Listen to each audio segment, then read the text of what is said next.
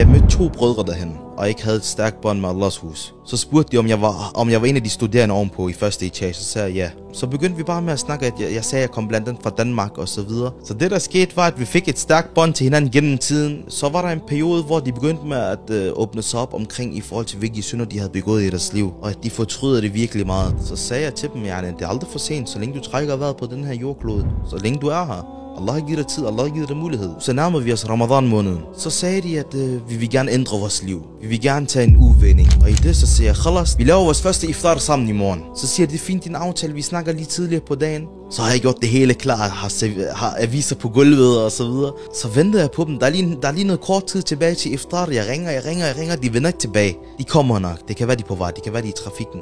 Ja, Maghrib gik ind. Lad mig lige drikke noget vand i det mindste. Jeg har lige ventet i noget tid. De kommer ikke. Så bad vi Salatul Tarawih. Og de kom stadig ikke. Jeg ringede op et par gange. Så tænkte jeg, khalas. Jeg må bare køre den alene i dag. Dagen efter står jeg op, så kan vi høre fra højtalerne, at vores rektor siger til alle eleverne på skolen, at I skal ned. Der er Salatul Janaza lige nu. Jeg tænker, subhanallah.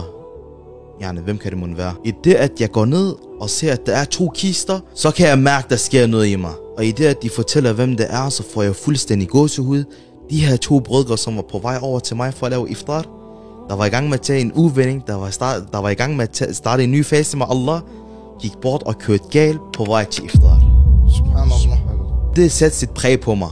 Det var noget, hvor jeg tænkte, okay, hvis jeg er her, og hvis jeg har oplevet det her, så er der et formål med Allah subhanahu wa ta'ala har valgt, at jeg skal være her og studere Allahs din.